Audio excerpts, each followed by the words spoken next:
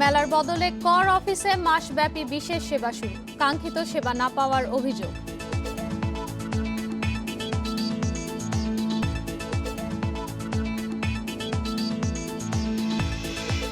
আরও ৩০ কার্যদিবস সময় পেলে নির্ধারিত শেয়ার ধারণে ব্যর্থ পরিচালকরা, বিএসইসির চিঠি ইস্যু।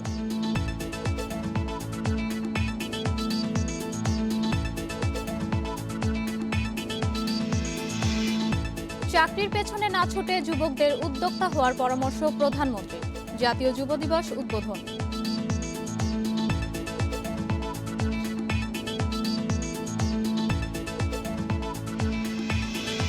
চর কুকরি মুকরিতে স্থানীয়দের বাড়িতে মিলছে মোটেল সেবা, কম খরচে থাকা খাওয়ার সুযোগ।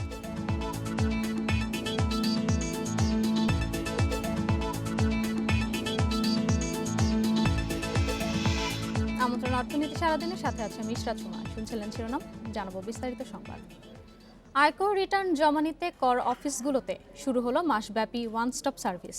জাতীয় রাজস্ব বোর্ড এনবিআর এর নির্দেশে অফিসে নতুন নিবন্ধন, ইটিআইএন নেওয়া, রিটার্ন জমা এবং সংশ্লিষ্ট সব সেবা দিচ্ছেন কর কর্মকর্তারা।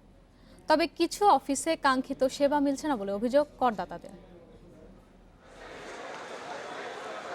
এক দশক ধরে ঢাকাসহ সারা দেশে মেলা করে আসছিল জাতীয় রাজস্ব বোর্ড এনবিআর, যেখানে সেবা নেন লাখো নাগরিক। তবে করোনা সংক্রমণের ঝুঁকি এড়াতে এবার মেলা হচ্ছে না। হয়রানিমুক্ত সেবা দিতে সেবা কেন্দ্র চালু সহ করাঞ্চলগুলোকে বেশ কিছু নির্দেশনা দেয় এনবিআর। কেন্দ্রের নির্দেশনা অনুযায়ী রোববার থেকে শুরু হয়েছে মাসব্যাপী বিশেষ সেবা। করাঞ্চল 12তে দেখা যায় ব্যানার ফেস্টুনে মেলার মতো আবহ তৈরির উদ্যোগ নেওয়া হয়েছে। সার্কেলগুলোর পাশাপাশি কেন্দ্রীয়ভাবেও রিটার্ন জমার ব্যবস্থা নেওয়া হয়েছে। ব্যাংক বুথ থাকলে ভালো হতো, তবে আশঙ্কা ছিল যে এখানে এসে হয়তো ঝামেলা হবে, তো মোটামুটি ভালোভাবে দিতে পারছি। কিছু ব্যতিক্রম ছাড়া নিবন্ধন থাকলে এবার রিটার্ন দেয়া বাধ্যতামূলক করা হয়েছে। কর্মকর্তারা জানান এর ফলে রিটার্ন জমা বাড়বে। ভিড় এড়াতে তাই আগেই রিটার্ন জমার পরামর্শ দিয়েছেন কর্মকর্তারা। প্রত্যেকটা সার্কেলে উৎসব মুখর পরিবেশে আমরা আয়কর রিটার্ন গ্রহণ করতেছি। তাৎক্ষণিকভাবে আমরা প্রাপ্তি স্বীকারপত্র দেওয়ার ব্যবস্থা করতেছি। সেখানে আমরা ইটিআইন যারা গ্রহণ করবেন নতুন করদাতা, তাদেরকে ইটিআইন দেওয়ার ব্যবস্থা করেছি। তাদের জন্য আলাদা বুথ করেছি, 3টা বুথ করেছি, যেখানে তাৎক্ষণিকভাবে ওই বুথে ভিড় এড়ানোর লক্ষ্যে তাৎক্ষণিকভাবে করদাতারা রিটার্ন দাখিল করে প্রাপ্তি স্বীকারপত্র পেতে পারেন।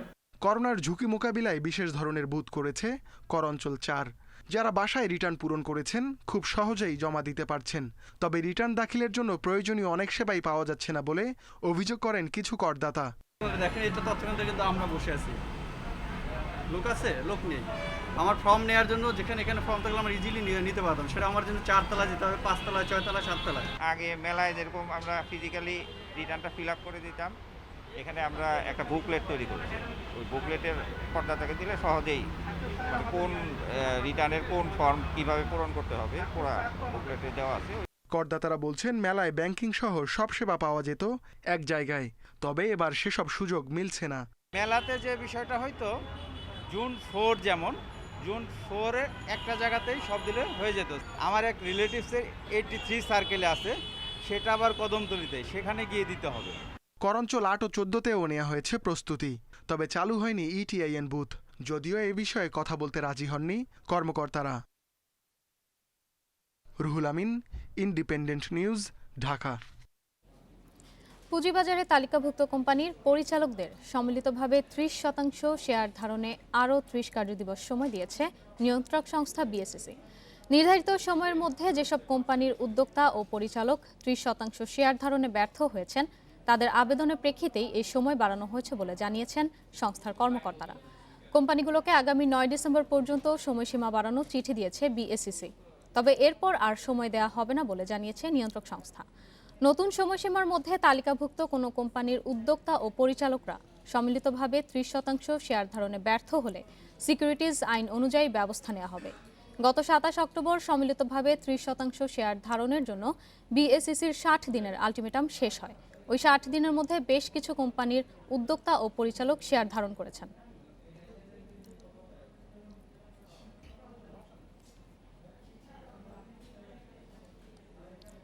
এবারে শেয়ার বাজারের খবর। সূচকের উত্থান দিয়ে সপ্তাহের প্রথম কার্যদিবস শুরু ঢাকায় স্টক এক্সচেঞ্জে।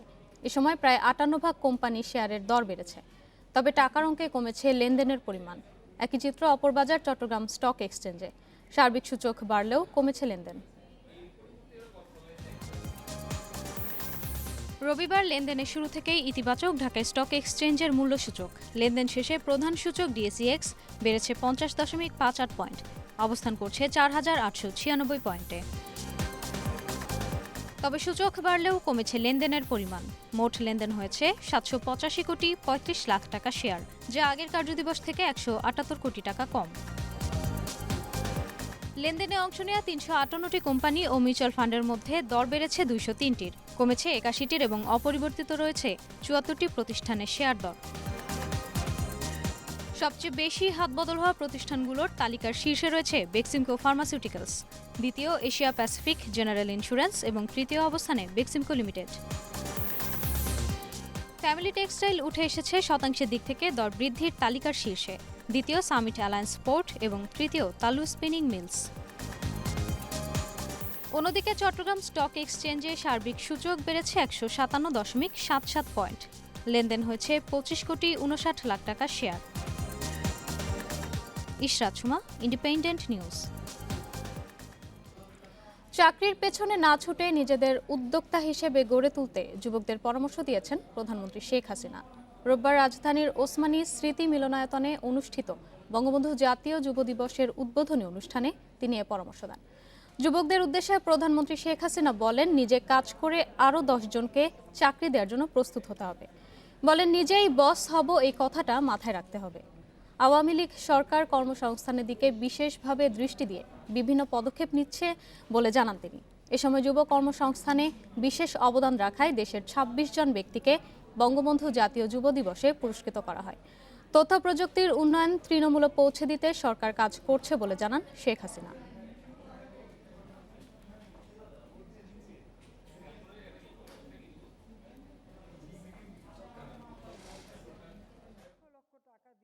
শুধু একটু দুই পাতা পড়ি চাকরির পিছনে ছুটোছুটি না, নিজেরা কাজ করে আরও 10 জনকে চাকরি যেন দিতে পারে, সেই ধরনের চিন্তাভাবনা নিয়েই কিন্তু আমরা পদক্ষেপ নিচ্ছি। যে কারণে আমাদের যেমন আওয়ামী লীগের যে রিসার্চ সেন্টার, সেখান থেকে আমাদের ব্যবস্থা নিয়েছি, যেমন ইয়াং বাংলা, তারা স্টার্ট আপ প্রোগ্রাম করে ট্রেনিং দিয়ে সকলের হাতে আধুনিক প্রযুক্তি তুলে দিয়ে তাদেরকে এগিয়ে দিচ্ছে সামনের দিকে। সরকার ঘোষিত প্রণোদনার মাধ্যমে দেশে পোশাক খাত ঘুরে দাঁড়াচ্ছে বলে মন্তব্য করেছেন বাণিজ্যমন্ত্রী টিপু মুনশি। রোববার রাজধানীর পল্টনে ইকোনমিক রিপোর্টার্স ফোরাম ইআরএফ এর বেস্ট রিপোর্টিং অ্যাওয়ার্ড অনুষ্ঠানে এসব কথা জানান মন্ত্রী। তিনি আরও বলেন, দেশে পেঁয়াজের চাহিদার তুলনায় 8 থেকে 9 লাখ মেট্রিক টন ঘাটতি রয়েছে। এই ঘাটতির 90% যোগানদাতা ভারত, কিন্তু ভারত হঠাৎ রপ্তানি বন্ধ করে দেওয়ায় সংকট তৈরি হয়েছে। পেঁয়াজের দামের সমস্যা সমাধানে মন্ত্রণালয় ও ব্যবসায়ীদের নিয়ে বসার পরপরই আমদানির সিদ্ধান্ত নেওয়া হয়েছে। ইতিমধ্যে দেশে পেঁয়াজ আসতে শুরু করেছে। অনুষ্ঠানে মন্ত্রী বিভিন্ন ক্যাটাগরিতে মোট 15 জন সাংবাদিককে অ্যাওয়ার্ড ও 50,000 টাকার চেক তুলে দেন।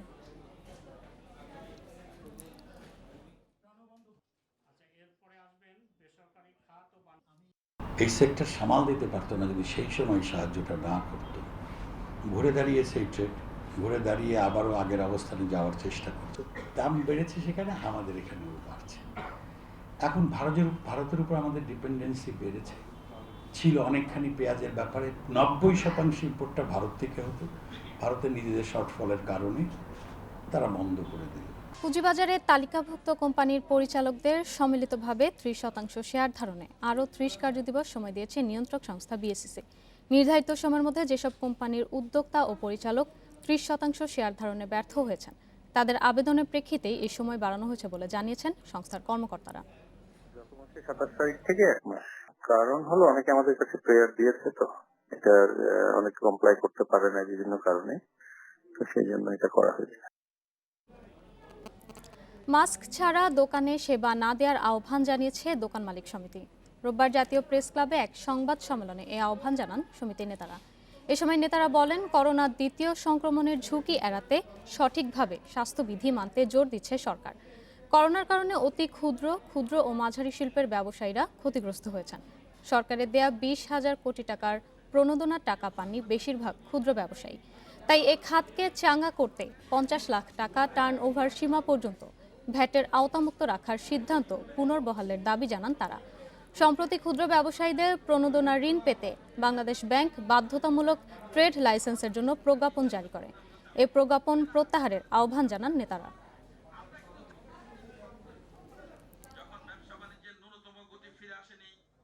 বাজেটে পাসকৃত 50 লক্ষ টাকা বার্ষিক টার্নওভার সীমা পর্যন্ত ক্ষুদ্র ও অতি ক্ষুদ্র ব্যবসায়ীদের ভ্যাটের আওতামুক্ত রাখার আইনটি পুনরায় বাস্তবায়ন করা। মাস্কবিহীন কোনো ক্রেতা বিক্রেতা কর্মচারী মার্কেটের ভিতরে প্রবেশ করবে না, আর যদি কেউ প্রবেশ করেন আমরা তাকে কোনো সেবা প্রদান করব না।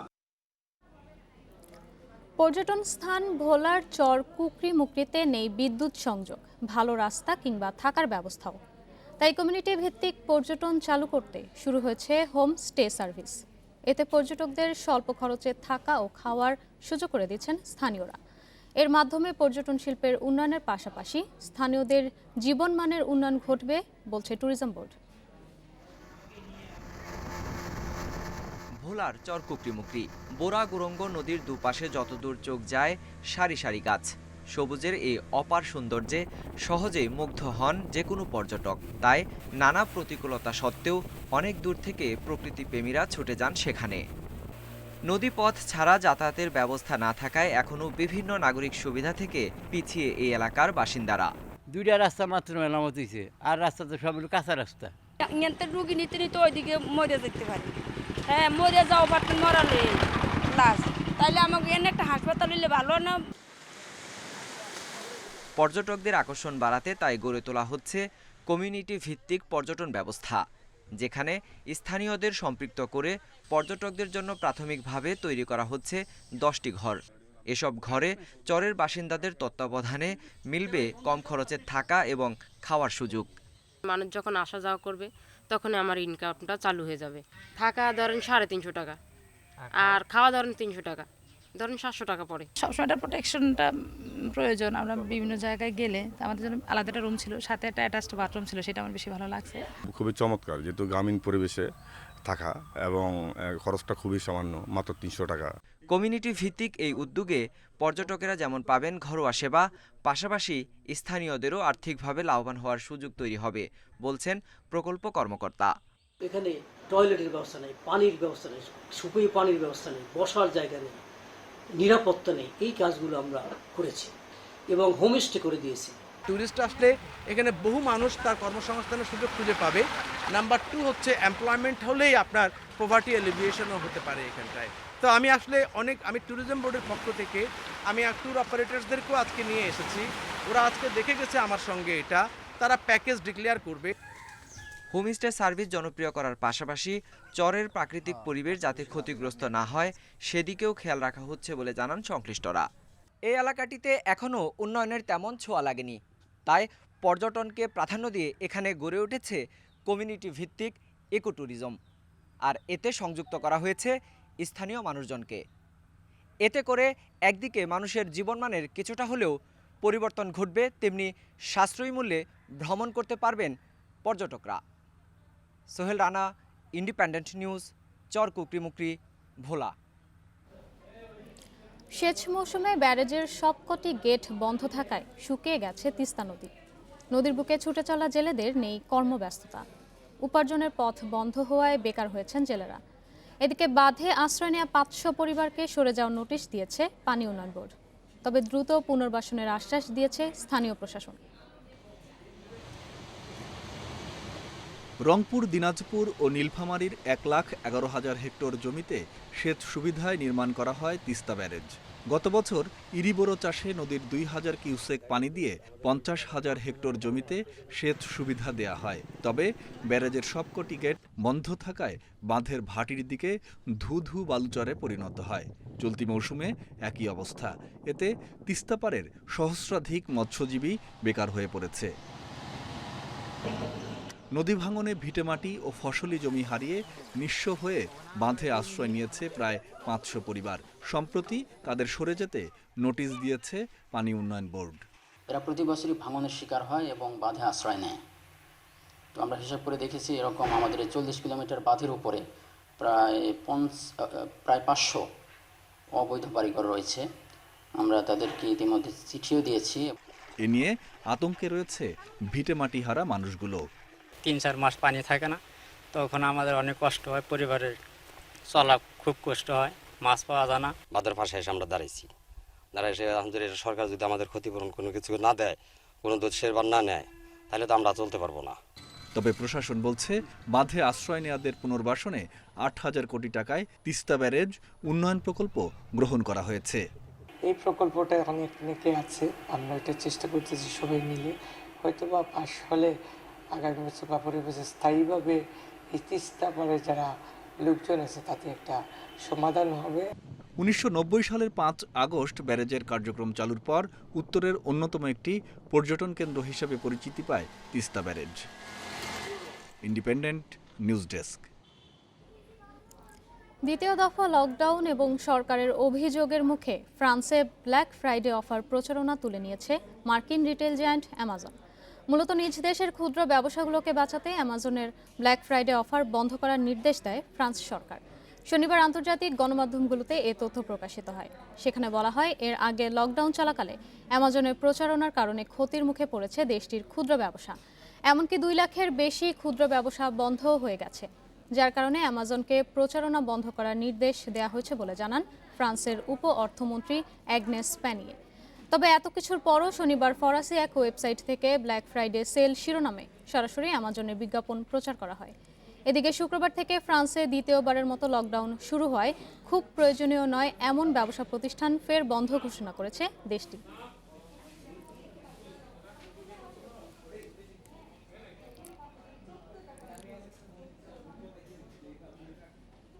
এই ছিল আজকের অর্থনীতি সারাদিন। ইন্ডিপেন্ডেন্ট টেলিভিশনের সব খবর আরও জানতে চোখ রাখুন ফেসবুক, ইউটিউব এবং টুইটারে। আমন্ত্রণ আমাদের পরবর্তী আয়োজনে।